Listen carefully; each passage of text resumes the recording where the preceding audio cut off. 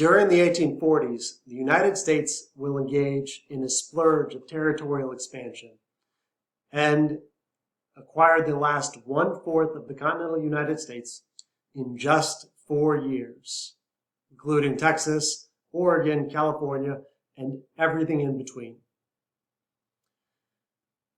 The term or the phrase that is frequently used to explain this was coined by a journalist,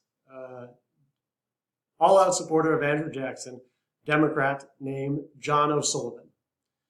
And John O'Sullivan will explain Manifest Destiny as key part of it. Providence has given us for the development of the great experiment of liberty and federated self-government entrusted to us. The responsibility of acquiring all this. So, if you break that down, what he is saying is Providence, God, wants Americans to spread liberty or freedom and federated self-government, democracy. God wants America to spread freedom and democracy. If that sounds familiar, that is the reason George W. used to explain why the United States was going into Iraq and Afghanistan. So it is not a new idea. There's two problems with this, though. There's two problems with this explanation. First and foremost, it is not fair to put this process, to put this whole thing on God's shoulders.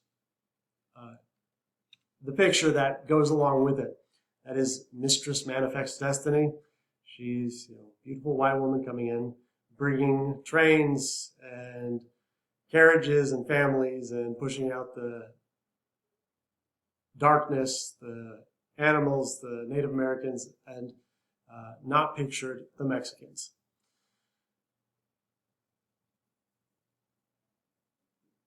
Saying Manifest Destiny, saying it was God's will, makes it sound like this is a very peaceful westward migration of families, and that is not how it happened.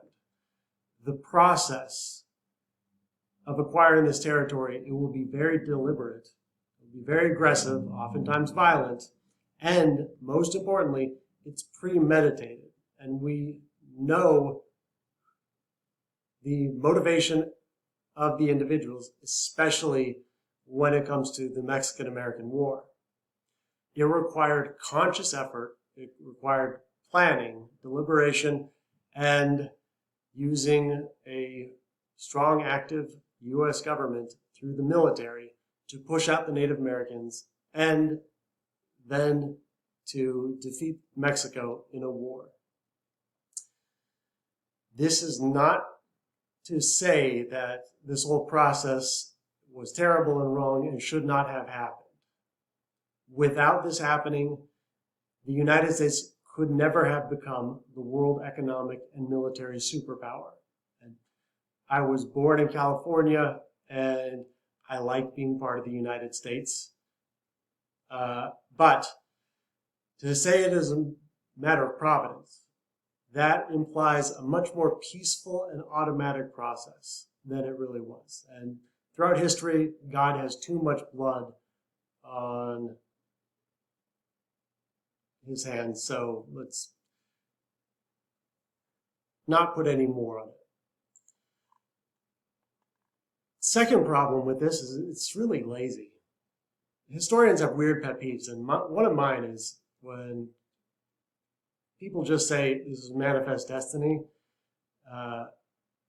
Textbooks use this, and it ends up being a lazy explanation to describe either one, Americans that are just idealistic and nationalistic and want to do what's best for the country and have grand ambitions, or it's described as racism. Textbooks quite often will describe it as those two, and both of them are just not accurate. It is not like It's not like Americans were like, you know what I don't like is Mexicans, so I'm gonna go to war. Manifest Destiny was a rationalization for Americans to do what they wanted to do, to expand the country across the continent, to acquire new land, and very importantly, for the purpose of growing the world's most important natural resource at the time, cotton.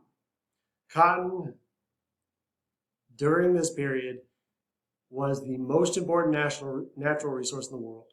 It was the most highly demanded, and that is the best way to understand so much of what happens. It is the equivalent of oil in the 20th and 21st centuries, and that is why this happened. Westward expansion was about acquiring new land and new territory, very specifically, not entirely, but significantly, to grow cotton.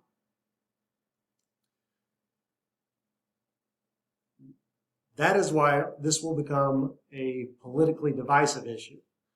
Westward expansion will divide the parties, and Democrats like O'Sullivan, like Jackson, and like most Southerners will generally support it, and the Whigs will generally oppose it. And the express reason that will come up very often is with the new territory for cotton, inevitably comes up the issue of slavery.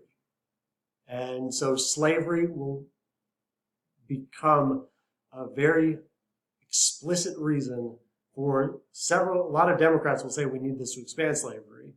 And Whigs will say Whigs and abolitionists will say this is a plot to spread slavery. It's an oversimplification. It's actually cotton. It's just, you can't separate cotton and slavery. But that is really important to understand. All this new territory being added will become a politically divisive issue, and it will bring up the issue of slavery over and over again. And that is what will ultimately tear the U.S. apart.